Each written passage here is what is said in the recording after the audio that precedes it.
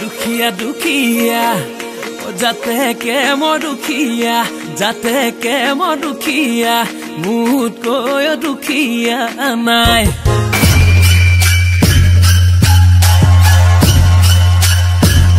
আমি দুখিয়া হৈ গৈ আছো আমাক দুখিয়া সাজি গৈ আছে এতিয়া এনেদিন আহিল চৰকাৰী বিনামূলীয়া চাউলৰ মোহত আমি বন্দী হৈ পৰিলো খেতি কৰিবলৈ পথাৰলৈ যাব লাগিব পূৰ্বৰ সেই আত্মনিৰ্ভৰশীল অসমীয়া সমাজৰ চৰিত্ৰই সলনি হৈ পৰিল আগতে আন নহলেও চাউল মুঠি উৎপাদনৰ চিন্তা অসমীয়া মানুহে কৰিছিল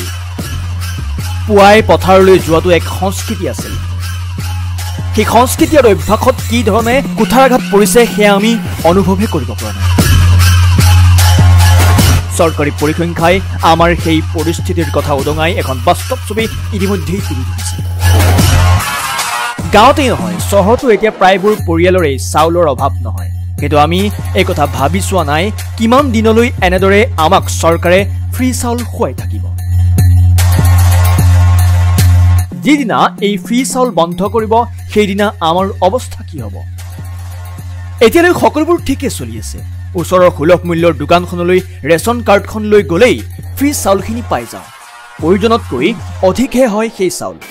বহুতে আকৌ এনে চৰকাৰী চাউলৰ গুণগত মান ভাল নহয় বুলি অতি পানী দৰত ফ্ৰী চাউল বিক্ৰী কৰি দোকানৰ পৰা 40-45 টকীয়া চাউল কিনি খায় কম দামত পোৱা সেই চাউলেৰে এখন পৃথক বজাৰো গঢ়ি উঠিছে ঠায়ে ঠায়ে এনে চৰকাৰী ফ্ৰী চাউলেৰে প্ৰস্তুত কৰা দেশীয় পানীয়ৰ সুন্দৰ বজাৰো চলি আছে শেহতীয়াকৈ চৰকাৰে এক পদক্ষেপ লৈছে সেয়া ভাল পদক্ষেপ খাদ্য সুৰক্ষাৰ সুনিশ্চিতকৰণে চৰকাৰে লোৱা অভিনৱ জনমুখী প্ৰয়াস এয়া চৰকাৰী ভাষাত 1 পৰা 10 আগষ্ট 2024 অন্ন সেয়া দিন উদযাপন কৰা হৈ আছে এই বিশেষ দিনকেইটাত প্ৰধানমন্ত্ৰী গৰীব কল্যাণ অন্ন যোজনাৰ হিতাধিকাৰীয়ে অন্ত্যোদয়া অন্ন যোজনা আৰু অগ্ৰাধিকাৰ প্ৰাপ্ত পৰিয়ালৰ অধীনত নিজৰ বিনামূলীয়া চাউলখিনি সংগ্ৰহ কৰিব পাৰিব দিনজোৰাকৈ সুলভ মূল্যৰ বিনামূলীয়াকৈ চাউলখিনি সংগ্ৰহ কৰিব পাৰিছে দিনজোৰাকৈ সুলভ মূল্যৰ দোকানবোৰ খোলা আছে হিতাধিকাৰীয়ে মাহটোৰ চাউল সংগ্ৰহ কৰি আছে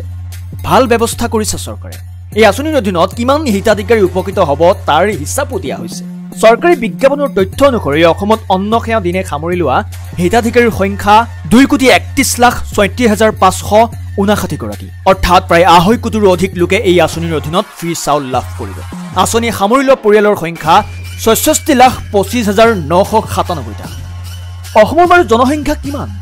2011 চনত অন্তিমবাৰ বাবে অসমত লোকপিয়ল হৈছিল 2021 সেই লোকপিয়ল অসমত নহল তথাপিও বৰ্তমান অসমৰ জনসংখ্যা আনুমানিকভাৱে 3.6 কোটি বুলি ধৰা হয় এই জনসংখ্যাৰ ভিতৰত 2.3 কোটি প্ৰধানমন্ত্ৰী গৰীব কল্যাণ অন্ন যোজনাই সামৰি লৈছে এই পৰিসংখ্যাই কি দাঙি ধৰিব বিচাৰিছে আপুনি জানেনে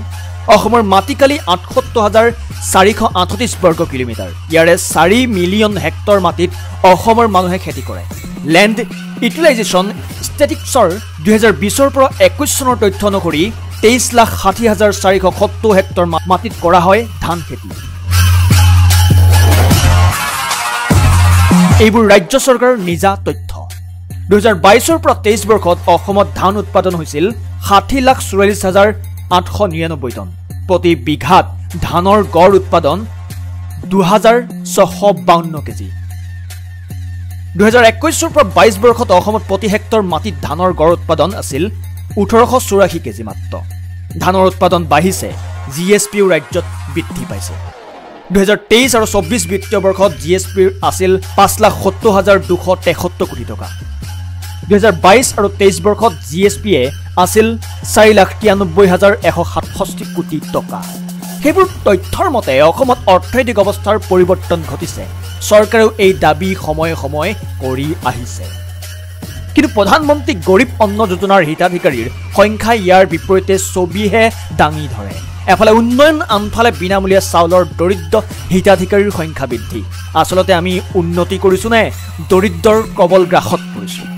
আমি দুখিয়া হৈ গৈ আছো আমাক দুখিয়া খাজিলে লাভ হয় শাসকসকলৰ এনেকৈ আমাক হিতাধিকাৰী সজাই বিনামূলীয়া চাউল খুৱাই মাহে মাহে 1,000-1,500 টকীয়া চৰকাৰী আঁচনিৰ ধন দি এদিন আমাক নিজে ক'বলৈ বাধ্য কৰাব দুখিয়া দুখিয়া যাতেকৈ মই দুখিয়া তাতেকৈ মই দুখিয়া মোতকৈ দুখিয়া নাই